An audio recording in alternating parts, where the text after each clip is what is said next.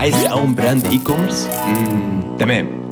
ابدأ بالايدنتي، اعمل كونسبت، التيم ما يتفقش عليه ارميه واعمل كونسبت تاني، التيم برضو ما يتفقش عليه بس تعجبهم حاجه تاخدها وتبني عليها كونسبت تالت، الكلاينت برضو ما يتفقش عليها يطلب طلبات معينه، سيبه شويه وارجع له باللي هو طالبه، هيقتنع باللي انت كنت عامله الاول، تجري تكمل باقي الايدنتي وتدخل على الويب سايت تبدا بالكونتنت. 80% من التركيز على البرودكت بيج، امسك كل برودكت فصصه، جربه، انقده، اعرف البدائل بتاعته، اقرا كلام الناس عن البدائل بس ركز فيه عشان في حالتنا بيقدم وبيأخر.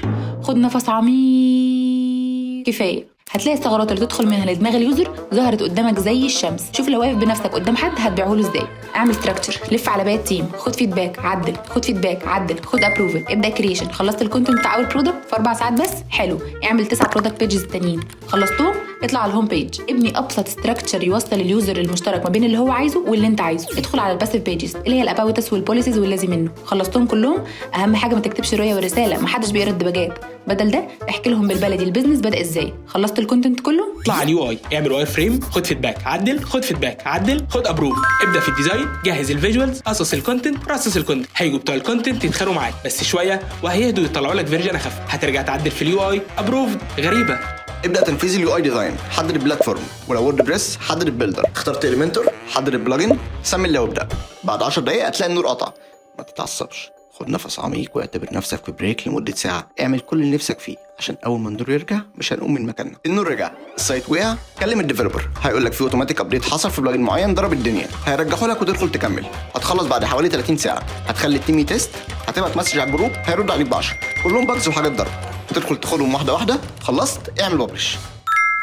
نجري على تيم الكاستمر اكسبيرينس، وده عندنا التيم المسؤول عن اليو اكس، عن الماركتنج اوتوميشن، عن الريتنشن، عن الريفيرنج، عن الكاستمر ساتسفاكشن. اول ما توصل افتح البورد اللي هتخطط عليها، ارسم اليوزر جيرني، حدد اليوزر ستيجز، حدد مايكرو اوبجكتيفز، ارسم اليوزر فلو، حدد التاتش بوينتس، جهز ريكوست اليو اكس كونتنت، ابعته لتيم الكونتنت، وارجع حدد السي بي اللي هتشتغل عليه. هتبدا تعمل ريسيرش المره ال1000 على نفس الحاجه لان هي حرفيا بتتغير كل يوم. هتفتح 37 تول بتقول انها بتعمل الحاجه اللي انت محتاجها. هتفصص كل واحده، هتقارن الفيتشرز، هتقارن الريفيوز، هتقارن الاسعار، هتطلع بتوب 10. هتلاقي نصهم محتاج قرض طويل المدى، هتكنسله هيتبقى النص التاني. هتبدا تاخد الفري ترايل بتاع كل سي بي من اللي اتبقى، تفصصه وتشوف البيلدرز والورك فلوز بتاعته وتعمل سيت اب كامل. هيطلع لك 17 ايرور في السيت اب بس، يعني قبل ما تبدا. هتحل 2 بالنخربه، هتعطل في الباقي. هتكلم السبورت، هتلاقيهم يا اما بيردوا بعد 24 ساعه يا اما بيردوا بعد 24 ساعه، يعني كده كده هتستنى 24 ساعه. هيردوا عليك رد مش واضح، هتدخل معاهم ميتنج، هتفهمهم المشكله، وفجاه هتلاقي مشاكل السيت اب اتحلت. هنبدا نشتغل، هتطلع لك الان، ايوه هي اسمها كده الان، اللي موجوده في كل سي بي هتستخدمه، اللي ما بتبانش غير لما تحط السي بي تحت الاختبار العملي وتمشي بيه فتره. المهم هتلف اللفه دي 5-6 مرات وتجيلي استويت خلاص. في الاغلب هترجع لاختيارك الاول وتبدا تعيد تخطيط بناء على المتاح لحد 23 اكتوبر 2023. طبعا انت من الاسبوع اللي فات المفروض تكون جريت على الميديا باينج، فتعال نخلي منى تقول لنا المفروض تعمل ايه هناك. عشان اقول لك تعمل ايه، ذاكر البيزنس، ذاكر السوق، ذاكر البرسونا، ذاكر الكومبيتيتورز، ارسم كامبين سيناريو، حط ادست كتير، احسب تكلفه الكامبين سيناريو، هتلاقيها خرمت، مفيش بادجت كفايه، عدل، اطلع بكامبين سيناريو جديد، ناقش مع التيم، خد ابروف بسيف الذهب زي سيف الحياه كده.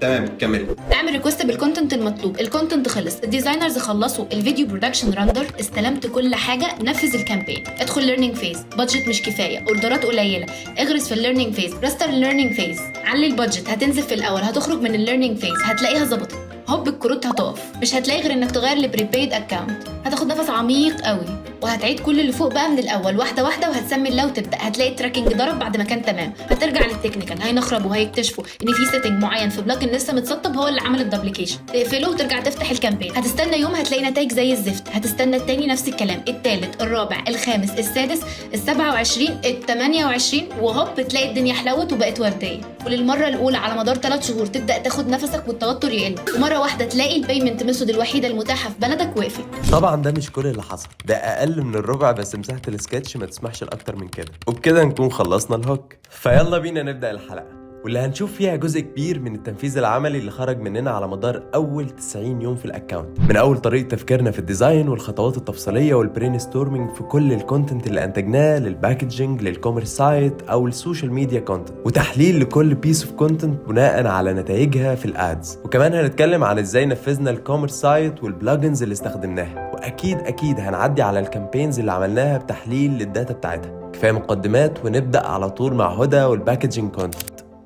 جزء الباكجينج كونتنت كان تاني اكبر تحدي فيه هو الوقت، لانه مطلوب يتسلم بعد يوم للديزاين تيم عشان يلحق يجهز ويروح المطبعه. لو جيت تبص للتاسك من بره وارد تشوف ان الوقت تمام وجدا كمان بالنسبه للمتعارف عليه، طب ايه هو المتعارف عليه؟ هو ان الباكجينج كونتنت عباره عن اسم البراند واسم البرودكت موجودين على العلبه وعلى الكرتونه، ولو حبيت تكلف بقى هتبعت مع البرودكت كارد عليه الكونتاكت انفو وعليه اسم البراند وشويه معلومات عن البرودكت، وعفى الله عما سلف. وده بالظبط اللي احنا كنا رايحين ما نعملوش. اصل تخيل معايا كده، ده اول حاجه هتمسكها اليوزر بايديها بمجرد ما تستلم البرودكت، فمش احسن حاجه ان احنا في الوقت ده نوجه لها شويه دباجات تسويقيه مستهلكه، في حين ان الوقت ده نقدر نبعت لها فيه مسج تفيدها بسرعه عمليه، وده طبعا هيدي انطباعات عننا احسن بكتير في دماغ اليوزر. فاول حاجه اشتغلنا عليها واحنا بنعمل الباكجينج كونتنت هي حجم الكارد، وده مقارنه بحجم العلبه ووزنها، وكانت النتيجه ان حجم الكارد هيبقى صغير جدا، بالتالي بقى اي حرف موجود لازم يكون مكتوب لسبب والاهميه. تاني حاجه اخترنا المعلومات اللي مهم اليوزرز تكون عارفاها في المرحله دي وقبل ما تفتح المنتج، زي مثلا ازاي تستخدمه، الكميه قد ايه، امتى تستخدمه، وهكذا. وطبعا المعلومات دي مهم تكون براكتيكال، وبالفعل اشتغلنا عليه لاول منتج وطلع بالشكل ده.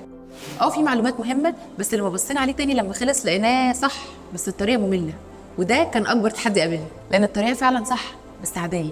فكرنا شويه لحد ما جت في بالنا فكره اننا نخلي الزبده اللي هي البرودكت يعني هي اللي تتكلم، وقلنا بما ان دي يوزر اكسبيرينس مختلفه فهي هتعلم اكتر في دماغ اليوزر طالما محبوكه. بس خلينا متفقين ان الاختلاف ده وارد يعلم بشكل ايجابي ووارد العكس. عشان كده لما خلصناه عرضناه على اكبر عدد من التيم يستهلكوه كيوزرز، وكانت النتيجه ان فعلا الناس حبوه قوي وناس شافوه مايع زي ما انتم شايفين كده. وفضلنا بعدها نطور فيه ونعدل لحد ما بقى متزن، يعني مميز ومختلف وبيلزق اكتر في الدماغ وفي نفس الوقت مش مايع. طلعت النتيجه كده. وبعدها استغلينا الباكجينج كونتنت ان الكارد يرمي على مكانين مهمين في الويب سايت، وهو جزء الرياليتي بروجرام وجزء الريفيوز، وضفناهم في الاخر كده بشكل لوجستي هدفه بس اننا نفيدها ونطمنها تقول رايها فينا بكل صراحه. وفي الاخر رحنا اشتغلنا على الكونتنت الخاص بكل برودكت وراجعناهم املائيا قبل الطباعه، وده كان شكل الكارد النهائي. هنستنى انتوا كمان تقولوا لنا رايكم عشان لو في حاجه نعدلها في الطبعه الجديده. نفس الوقت اللي هدى كانت شغاله فيه على الباكجينج، تيم الديزاين كان شغال على الايدنتيتي، فتعالوا نشوفه مع هديه. اول ما استلمت البريف كانت اول حاجه محتاجه اعرفها ليه رايحين نعمل ريبراندنج، واجابه السؤال ده هي اللي كانت هتحدد لي انا رايحه اعمل ايه. ولما بصينا للايدنتيتي القديمه لقينا ان كان فيها مشاكل كتير، واللي كانت بتبني صوره ذهنيه سلبيه في الدماغ وغير متناسبه مع قيمه المنتج، فبالتالي كان محتاج ريبوزيشننج تاني. فبدانا نحدد المشاكل ولقينا ان البراند فيجوالي ضعيف جدا، والنتيجه لده كانت كل المنتجات صعب تفرق ما بين الباكجينج بتاعتهم، وما كانش فيه براند جايد لاينز محدده كنا قادرين نتحرك عليه. وقرار اننا هنغير تغيير جذري كان صعب في حتت كتير، منها اصلا ان الكلاينت كان معتز جدا ومرتبط عاطفيا بالايدنتي القديم، وكان الوقت ضيق جدا، فكان مطلوب مننا ان احنا نسلم براندنج وباكجينج ويو اي ديزاين، وكمان بادئين السوشيال ميديا ديزاين، وفي نفس الوقت مسلمين المطبعه، وكل ده كان في 72 ساعه. فاول حاجه رحنا نحدد اللوجو ده هيتعرض فين وازاي، يعني مثلا على اي كوميرس ويب سايت، اب، باكجينج، لان معرفه ده كانت هتفرق كتير في القرار وتحديد اللوجو فاريشنز اللي هنشتغل عليه. وبدانا نجمع كل الداتا اللي هنحتاجها في الخطوه دي واللي بعدها عشان هنبني بيها المايند مابينج اللي هتساعدني في ان انا اعرف اوصف بيها البراند. وخطوه تجميع الداتا هنا هتساعدنا ان احنا نوصل للوجو ايدنتيفيكيشن اللي هتفرقه عن الكومبيتيتورز من حيث الكالرز، تايبوجرافي وغيرها، وبالتالي بقى عندنا نظره مبدئيه للشكل اللي هيظهر عليه البراند. وبدانا نشتغل على اللوجو والتايبوجرافي والكالرز، وكملنا باقي الفيجوال ايدنتيتي وطبقناها على الباكجينج، علب البرودكتس وبوكس التوصيل والكونتنت كارد. ولما طبقناها على السوشيال ميديا ديزاينز كان شكلها كده، والويب سايت بالشكل اللي ظاهر قدامك. بعد ما هديل خلصت، سيف كان بدأ في التخطيط لليوزر والكاستمر اكسبيرينس، سيف الحلقه الجايه. ماشي. ودلوقتي هدى هتشرح لنا اللي حصل بالظبط في الويب سايت كونتنت. جزء الويب سايت كان بطبيعه الحال كم كبير ومطلوب في وقت قصير، ولو جينا نبص على الاي كوميرس سايت هنلاقيها بشكل اساسي عباره عن 3 اجزاء رئيسيه، والثلاث اجزاء محتاجين كونتنت متكلف، وهما الهوم بيج والبرودكت بيج والباسيف بيج. وكان هدفنا الاساسي ان اي جزء في السايت يكون معمول لسبب والهدف، بعيدا عن التمبلتس المتعارف عليها. طب ايه هو المتعارف عليه واللي قررنا ما نعملوش؟ هو على سبيل المثال مثلا في البرودكت بيج في معظم الاي كوميرس ستورز هتلاقوه عباره عن فيترينا بتعرض المنتج، فيها صور المنتج، بوتون اد تو كارت، شويه معلومات لوجستيه زي السعر والحجم واللون، ومجموعه من الفيتشرز مترصصه في شكل ديسكريبشن. وهي بتعرض المنتج، اتباع بقى ما اتباعش مش مشكله. بس اللي احنا رحنا نعمله هو اننا نعمل برودكت بيج كونتنت عباره عن سيلز كونتنت متخطط له بفلو محسوب لكل حرف فيه، بحيث كل خطوه يمشي فيها اليوزر تاثر اكتر في قرار الشراء بالنسبه له، وده بصوره محبوكه. بس قبل ما ابدا اوريكم كل التفاصيل خليني اديكم كده شويه معلومات عن الاندستري. في الكيس بتاعتنا بالتحديد مهم تعرفوا بس 3 معلومات. اول حاجه ان 90% من السوق منتجاته مغشوشه ومخلوطه. تاني حاجه ان في نسبه مش قليله من المنافسين اسعارهم اقل مننا. تالت حاجه ان جزء كبير من الاودينس يعتبر فقد ثقته في الماده الخام بسبب ان هو اتعرض ليها وهي مغشوشه، فدورنا بشكل اساسي كان بيلعب على ال3 بينز دولت زائد البينز اللي بيعالجها كل منتج. يعني مهمتنا ان نعمل 3 حاجات.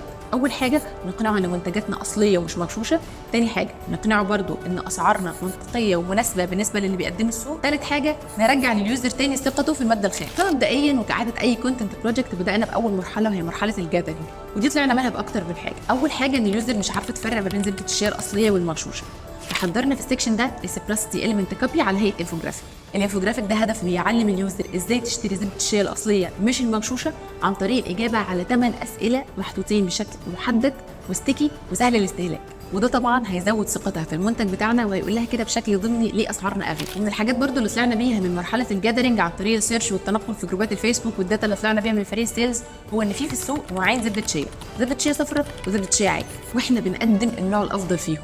عشان كده بالنقطه دي بروزنا اكتر ليه سعرنا اغلى، فقررنا نخلي اليوزر تعرف الفرق بينهم وقد ايه الزبده اللي احنا بنقدمها هي النوع الافضل عن طريق الكومباريزن اليمنت، واللي فيه اهم العوامل اللي هتساعد اليوزر تاخد قرار شراء احسن. ثالث مجموعه من الاليمنت استخدمناها وهي الاوبجكشن هاندلرز اليمنتس، ودي كان ليها تقل في الكيس بتاعتنا. وهنا ببساطه توقعنا ان البنات هترفض البرودكت بتاعها لان زبده الشيا معروف ان هي ملمسها خشن، فالتكستشر بتاعها مش هيكون محبب بالنسبه للبنات، واحنا وصلنا لطريقه تصنيع بتخلي البرودكت بتاعنا ملمسه ناعم وكريمي، فقلنا ده لليوزر مش بس عن طريق الكلام، لا احنا اكدنا ان اي فيجوال واي صوره موجوده في الويب سايت للبرودكت تبين ان هو ملمسه ناعم وكريمي زي كده.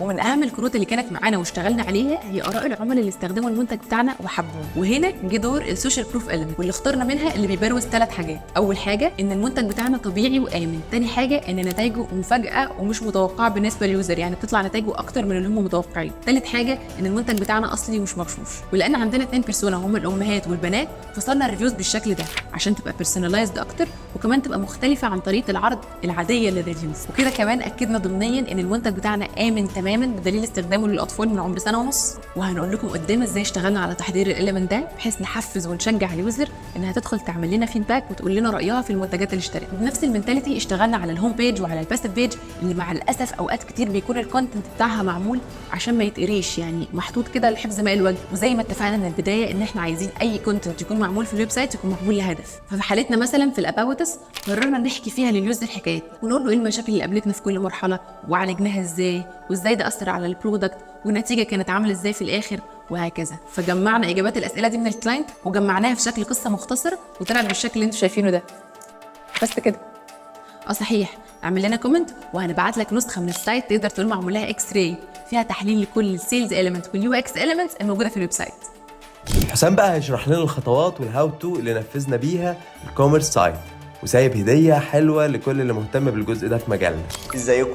زي ما قلت لكم انا اللي هبقى مسؤول عن الويب سايت، فتعالوا مع بعض نشوف ازاي عملت امبلمنتيشن لليو اي خطوه بخطوه. واختصارا هتطلع من الفقره دي معاك البلجنز اللي استخدمناها وتقدر توفر عليك وقت ومجهود وفلوس وانت بتعمل اي كوميرس، اللي بالمناسبه 90% منها فري. في الاول استخدمت في بيلد الويب سايت اليمنتور بيلدر والنسخه البرو مع كام ادونز بستخدمها جنب اليمنت، واللي بيبقى فيهم كام مديول اضافي بيساعدوك وهم اتش تي ميجا وهابي اليمنتور ادوانس. واعتمدت على الوو كوميرس بلجن في بيلد ستور، وبستخدم معاه كام بلجنز ثانيه بتساعدني في كاستمايز الستور. والبلجنز دي هي: 1 تشيك اوت فيلد اديتور في الوو كوميرس، وده ساعدني ان اظبط جزء اللي تشيك اوت ان اشيل او اضيف اي فيلد البيزنس محتاج. 2 شوبلند، البلجن ده مكنني ان اقدر اضيف فيديو في البرودكت جاليري بطريقه مجانيه وسهله. 3 وو كوميرس برودكت باندلز، وهو ده البلجن اللي استخدمته عشان اعمل الباندل. اما بقى في جزء الادز استخدمت الكام بلجن دول: 1 جوجل ليستنج اند ادز، واللي بيساعدني في الانتجريشن بين الوو كوميرس وجوجل ميرشنت سنتر، وده لسه في مرحله الاختبار. 2 برودكت فيد برو في الوو كوميرس، ده بيطلع لي الفيد للفيسبوك او اي ادز بلاتفورم تاني. وبالنسبه لجزء التراكنج بقى هم 2 بلجن ما بستخدمش غيرهم، اولهم واهمهم بالنسبه لي ورقم 1 في سيت اب اي تراكنج لاي ويب سايت معمول بالورد بريس وهو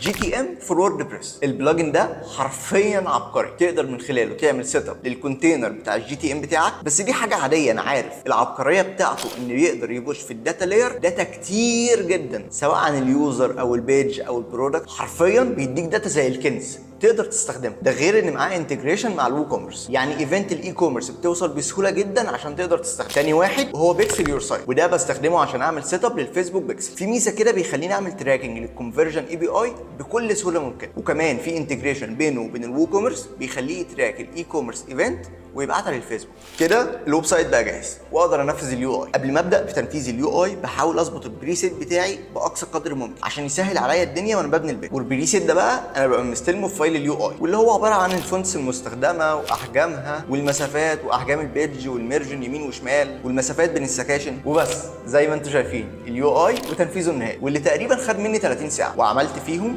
هوم بيج و8 برودكت بيج و6 باسيف بيج. هسيبك انا بقى، وما تنساش لو شايف ان في بلجن هتساعدنا قول لنا في الكومنت.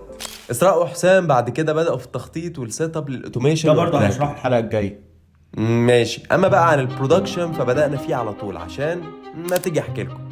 جزء البرودكشن كان فيه تحدي شويه، فمع اول ميتنج للكلاينت كان واضح شغفه كبير بالبراند، وده اتنقل لنا من حكاياته وتجاربه مع الماركت والكاستمرز بتوعه، واحنا الصراحه شفناها مليانه فرص وسيلز اليمنتس ادتنا انسبيريشن قوي جدا، وفي لحظتها اقترحنا عليك اقتراح. ايه رايك تطلع تقول الكلام ده للناس وبنفسك؟ رفض طبعا في نفس اللحظه، لان كانت صدمه بالنسبه له، لانه مش متعود على الكاميرا، زائد ان البراند بيتارجت البنات، زائد ان البراند متخصص في حاجات التجميل، فبالتالي كان شايف انه بديهي جدا ان بنت هي اللي تطلع تتكلم مش هو اكيد. ودي كانت المؤشرات اللي بتقول له ما ينفعش بالنسبه له، لكن بالنسبه لنا كنا شايفين حاجه تانية، باشون قوي جدا وبصدق في كل كلمه بيقولها، ما ينفعش يطلع من حد غيره. وضحنا له ده لكن ستين ما كانش مقتنع، فعملنا حاجتين عشان نوريه الزاويه اللي احنا شفناها. واحد، انه تمام احنا والله مقدرين تخوفاتك، بس يلا نجرب وهنطلع قصاد الفيرجن بتاعتك فيرجن تانية بس بنت هي اللي تقدم، ون بي تيست ما بين الاثنين، فنبقى مطمنين ان احنا ما خسرناش حاجه، والداتا هي اللي هتحكم وتدينا اجابات صريحه. 2، نعمل بايلوت ونشوف الاداء قدام الكاميرا عشان نكون مطمنين قبل ما ندخل وننفذ. وفي نفس اللحظه بعد الميتنج قمت وصورت معاه، والصراحه كان في امل كبير قدام الكاميرا على عكس ما هو كان متوقع. المهم بعدها على طول بدانا نحضر، لكن لقينا ان الريسورسز مش متاحه قوي في اننا نأجر استوديو وكاميرات بروفيشنال،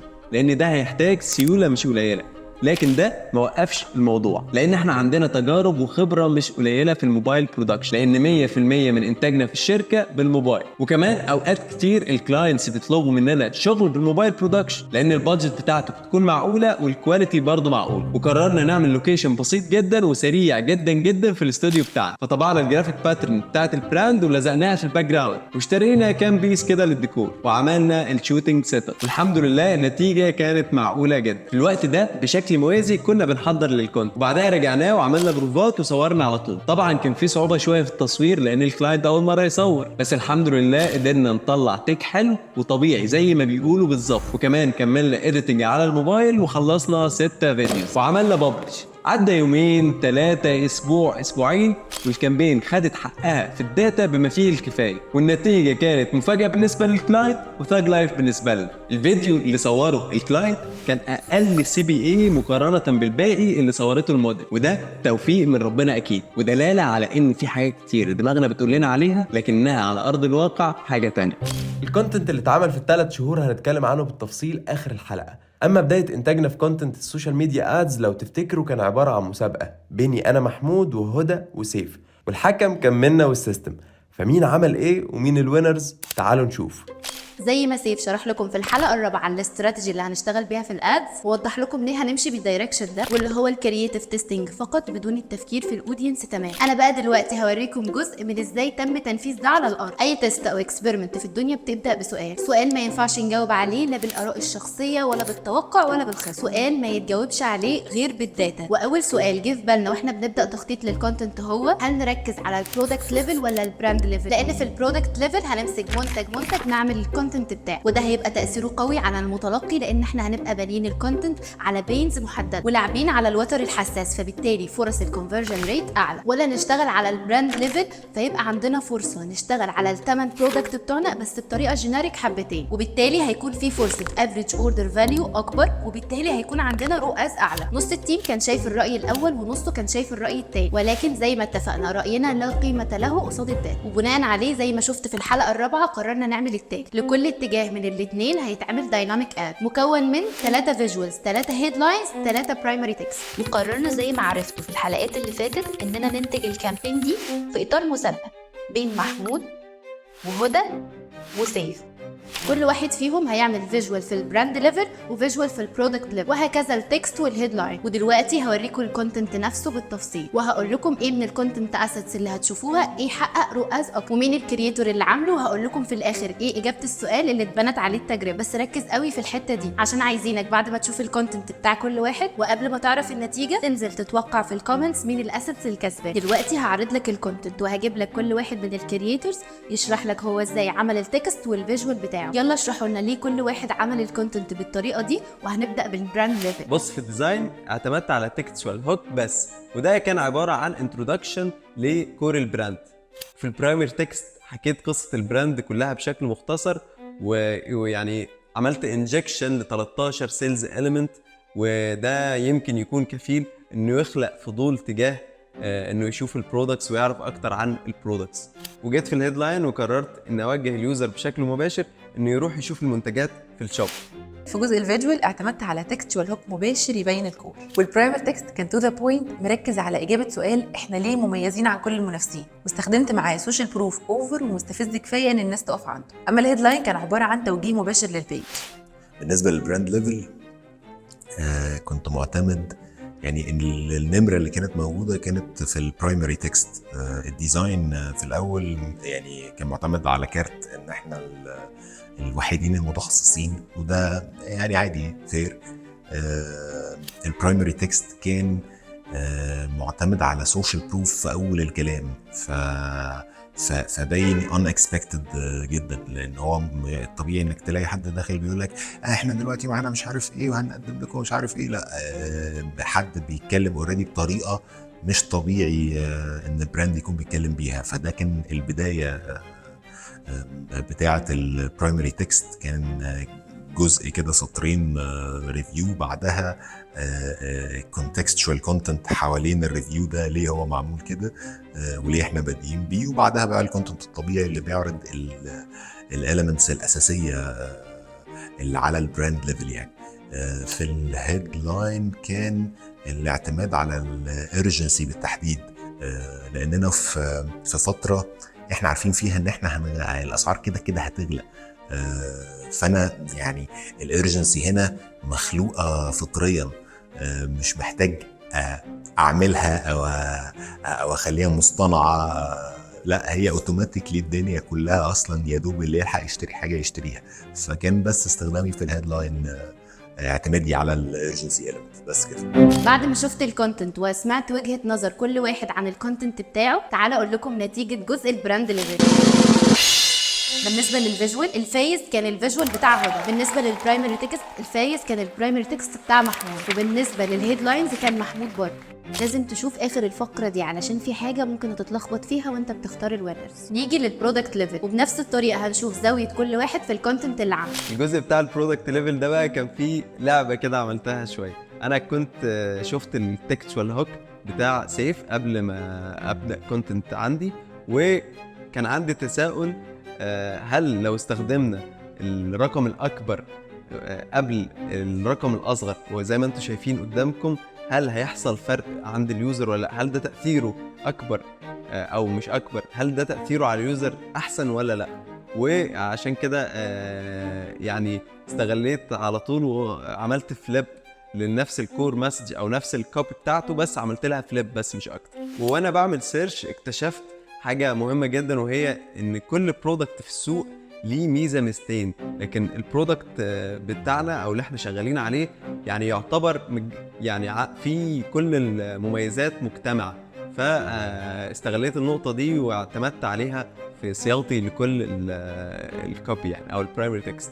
وفي الهيدلاين اعتمدت على سيلز اليمنت مهم جدا عندنا في البراند ده، وهو اوبجكشن هاندلر. من ضمن الاوبجكشنز الاساسيه في البراند ده انه طبيعه الماده الخام بتاعته ريحتها وحشه، لكن عندنا بنقدمه باكتر من ريحه، فده تريجر مهم جدا اقدر اعتمد عليه في مكان زي الهيدلاين. في البرودكت ليفل في جزء الفيجوال اعتمدت على تكستوال هوك مباشر من الكور. اما الزاويه اللي بنيت عليها البرايمري تكست كانت الزاويه الماديه، فقررت اعمل بريميت كالكوليشن احسب لها فيها فرق السعر بين البرودكتس المشهوره واللي بتساوي 4 اضعاف البرودكت بتاعنا.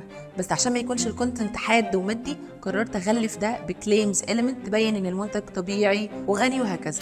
وفي الهيدلاين بشكل صريح ومباشر قلت لها نتيجه الحسبه دي قد ايه او هتوفر قد ايه، لما قلت لها اعرفي اكتر وفري 600 جنيه. بالنسبه للبرودكت ليفل انا محتاج افتكر الاول عشان انا المفروض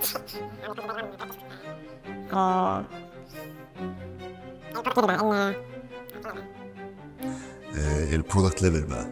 كنت بفتكر الكونت لانه معمول من 4 اشهر تقريبا.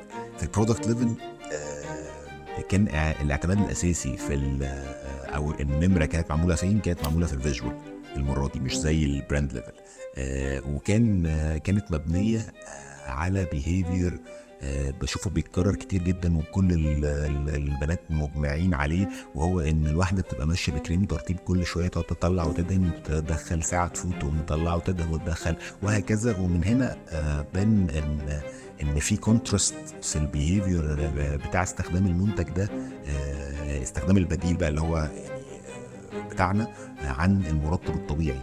فبحسبه صغيره كده لقينا ان تقريبا البرودكت بتاعنا 4 أضعاف البرودكت التاني. فدي قامت محطوطة مباشرة في الديزاين، وكان هنتس بسيطة كده عن أجمد المرطبات اللي موجودة بدون الإشارة طبعا من البراند قصاد البراند بتاعنا بكلو رقمي بحت اللي هو 4 يساوي 1.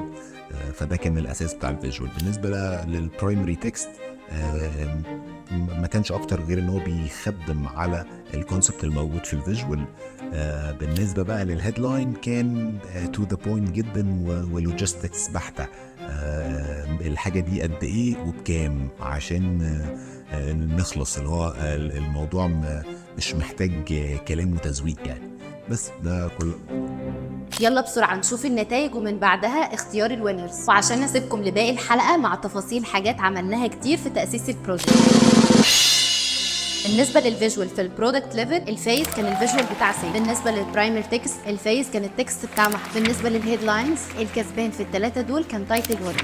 طبعا احنا طول الفتره اللي فاتت انتاجنا في الكونتنت ما وقفش، وكان في ستريمز بتتكلم عن البرودكت ليفل والبراند ليفل، وانتجنا كونتنت يغطي 4 منتجات لحد دلوقتي، وانتجنا اكتر من 5 فيديوز بيتكلموا عن البراند. ولكن لسه هنكمل الستريمز بتاعت كل منتج، وهنكمل السيناريو بتاعنا لغايه 3 شهور كمان، وهنشارككم النتائج الفعليه للكونتنت ستريمز اللي اتعملت وشكلها ونتائجها مع محمود في اخر الحلقه. واخر حاجه هقولها لكم بقى وامشي بسرعه، ان الطريقه اللي اخدنا بها الوينرز بتاعت الدايناميك كرييتيفز مش هي الطريقه الوحيده. انت ممكن تطلع الوينر في كل اسيت عن طريق الدايناميك كرييتيف بريك داون، وده في حاله انك مخطط ان الوينرز هتنزل في صوره اكزيستنج بوست. وميزه الطريقه دي انك هتبقى قادر تستفيد من الاورجانيك ريتش، وهتقدر تجمع انجيجمنت ظاهر كسوشيال بروف على البيج بتاعتك مش زي الدارك بوست. والطريقه الثانيه انك تختار التوليفه اللي اختارها السيستم على بعضها، واللي مش شرط تكون متكونه من نفس الاسيتس اللي كسبت، وهي منفرده في الطريقه الاولى. والطريقه دي بتشوفها لما بتدخل على الدايناميك اد وبتعمل اديت وبعدها بريفيو بوست ويز كومنتس، هتلاقيه فتح لك ليست فيها توب 10 فاريانت اد، يعني اكتر 10 توليفات السيستم شايف ان سعر نتائجهم اقل وفرصهم في السكيلينج اكتر. والطريقه دي ميزتها ان احنا بناخد الاي دي بتاع الفاريانت اللي السيستم اختاره ونكمل شغل عليه، فبالتالي السيستم مش محتاج يجمع داتا عنه. ونيجي بقى لاخر جزء بجد في المره دي، السؤال كانت اجابته ايه؟ هل الاحسن ان احنا نركز على البراند ليفل ولا البرودكت ليفل؟ والنتيجه كانت ان في الاكوزيشن البراند ليفل اكتسح في النتائج سواء سي بي اي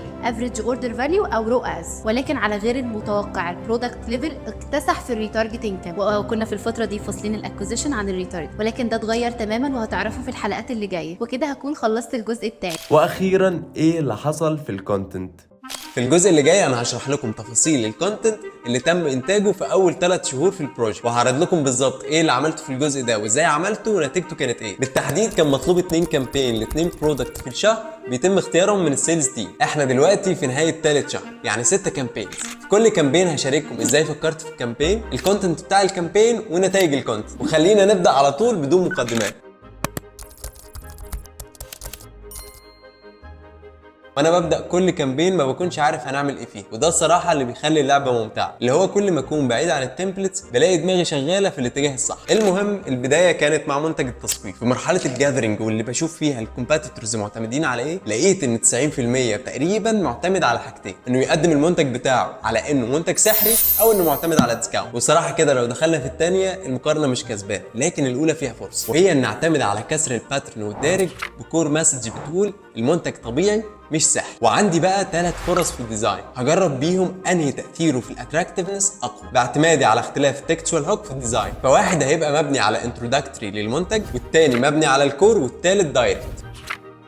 وفي البرايمري تكست كان عندي تساؤل، هل حجم التكست ودسامته فارقه مع اليوزر في الستيج دي ولا لا؟ فطلعت 3 بحجم تكست مختلف ما بين اللونج والميديوم والشورت، والنتائج كانت ما تقلقوش هقول لكم الوينرز لكل الكامبينز في الاخر. تاني كامبين للشهر ده كانت لمنتج التفتيح، ومن الاوديت اللي عملته للكومبيتيتورز كان في باترن واضح لاعتمادهم على كليم اسرع منتج تفتيح بمبالغات غير واقعيه بالمره، زي بشرتك هتفتح في ثواني. ومن السيرش في اهم مصدر طبي لقيت ان مفيش لا منتج طبيعي او مصنع يقدر يحقق نتيجه التفتيح في يوم ولا حتى اسبوع، واقل حاجه شهر. غير كده حلول الليزر هي اللي بتضمن السرعه لكن باثار جانبيه، ودي الزاويه اللي اعتمدت عليها في الكور مسج اللي هبني عليها الكامبين. واعتمدت في الديزاين على 3 احتمالات للهوك، اولهم كان مبني على فيجوال هوك للمحجبات وتكستوال هوك للكور. تاني ديزاين كان مبني على فيجوال هوك لغير المحجبات ونفس التكستوال هوك للديزاين الاول. وتالت فيرجن اعتمدت على تكستوال هوك مبني على كريوستي جاب في شكل سؤال. اما البرايمري تكست فكان عندي 3 فرص، مره وانا مركز على الفرق بين التفتيح الطبيعي والكيميائي، ومره وانا مركز على نتيجه التفتيح والتقشير مع بعض، ومره وانا معتمد على كور ان زبده الشيا مش علاج سريع او مثبت علميا لتفتيح البشره لكنه افضل علاج طبيعي. وبرده كمل معايا لو عايز تعرف الوينر في الكامبين دي كان ايه. الشهر اللي بعده تحدد له المنتجين اللي هنشتغل عليهم الكامبينز،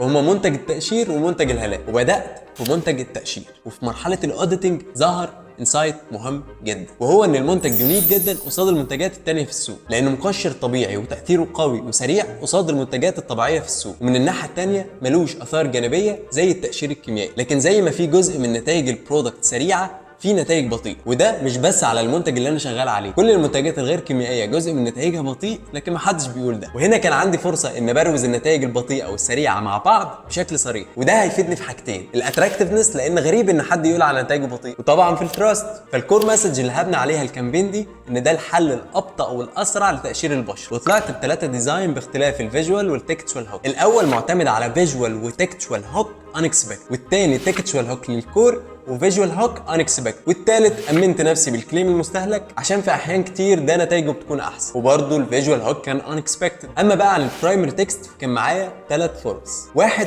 مقارنه بين المنتج والحلول الثانيه، 2 استعراض للنتائج البطيئه والسريعه، 3 حجم تكست اقل 80% من واحد فيهم. والهيدلاين برده في الكامبين دي كنت معتمد على تايتل البرودكت بيج.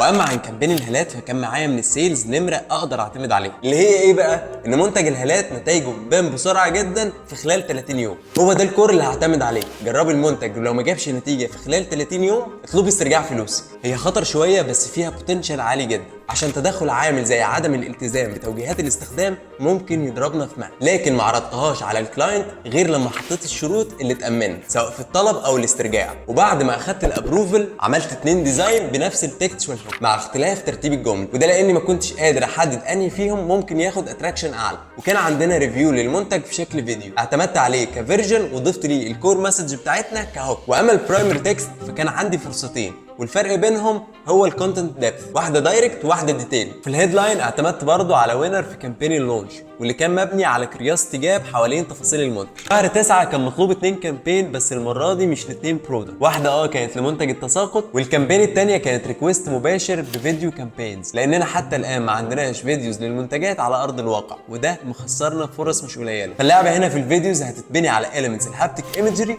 وديمونستريشن للمنتج. طبعا في اكتر من معالجه نقدر نعملها للفيديوز، وعشان نعمل تجربه هنحتاج ريسورسز كتير جدا عشان احنا معانا 8 منتجات، فلو جربنا اكتر من معالجه لكل منتج الموضوع هيفرط مننا. فقررت ان اختار منتج واحد بس واعمل عليه الاكسبيرمنت والباقي اعملهم باقرب معالجه انا شايفها صح. وقد كان واخترنا ان المنتجات كلها تطلع في شكل صامت بباك جراوند ميوزك بس، واخترنا منتج الهالات للتجربه لان فرصته اعلى، فمره هيبقى زي الباقي بباك جراوند ميوزك بس، ومره مع تكست على الفيجوال، ومره هيبقى مع في او لبنت، والفيرجن الاخيره كانت في او لاي اي فويس، لكن ده اتلغى لانه طلع وحش. وبدانا وصورنا كل ده طبعا بالموبايل، لان لو تفتكر احنا محكومين بالريسورسز وبنعرف نعمل ده كويس بالموبايل برودكشن. بس في حاجه نسيها، كان بين التساقط. لما عملنا الكونتنت اناليسيس بتاعتنا لقينا المره دي ان المنتج ده مش هنعرف نعمل عليه كونتنت، لان اكتشفنا ان في جاب كبيره بيننا وبين منتجات تانية في السوق. فرجعنا للكلاينت ريكومنديشنز لتطوير المنتج، وده عشان نسد ثغره الماركتنج اللي لقيناها. بس كده، وده معناه ان احنا هنستعرض نتائج 4 كامبينز بتوع اول شهرين.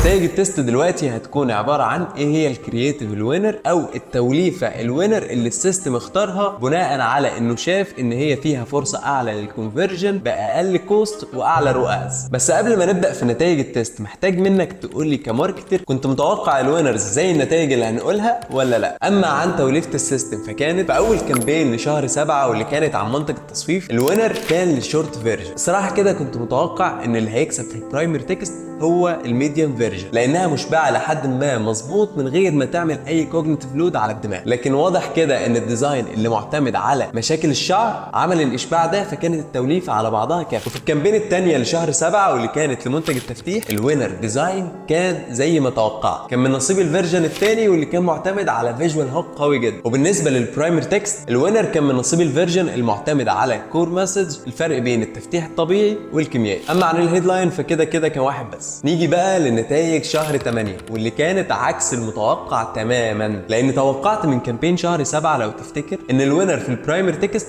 هيبقى من نصيب الفيرجن اللي اقل 80% تكست، لكن الوينر راح للفيرجن الاطول واللي كان معتمد على كور مسج اللي بتستعرض الفرق ما بين المميزات السريعه والبطيئه للمنتج. وفي الديزاين كان الوينر للتكستشوال هوك المعتمد على كليم مستهلك، وفعلا نتائجه كانت احسن. والهيدلاين كان واحد بس زي الكامبين اللي فاتت والكامبين اللي جاي واللي كانت عن الهلاك. وطبعا افكركم ان هي كانت خطر شويه، لكن الحمد لله ما حصلش اي باك فاير ونتائجها كانت حلوه جدا. وكان الوينر في البرايمري تكست من نصيب الدايركت مسج، وفي الديزاين النصيب كان للهوك اللي بدا بكلمه التجربه. وبكده نكون عدينا على 50% من الكرييتيف تيستنج اللي حصل في البروجكت، لان طبعا ما فيش مساحه في الحلقه نعرض كل اللي اتعمل. نتمنى يكون في فايده حقيقيه من اللي بنقدمه، ومستنيين رايك في النوع ده بالتحديد من الكونتنت، لاننا اول مره نقدمه وانتوا اللي هتواجهونا هل هي مفيده فعلا وعمليه كفايه ولا لا. طبعا انت مش قادر تشوف حد فينا دلوقتي ولا تسمع صوت، فهنقفل ونكتب لك ملخص اللي وصلنا له لحد دلوقتي في البروجكت.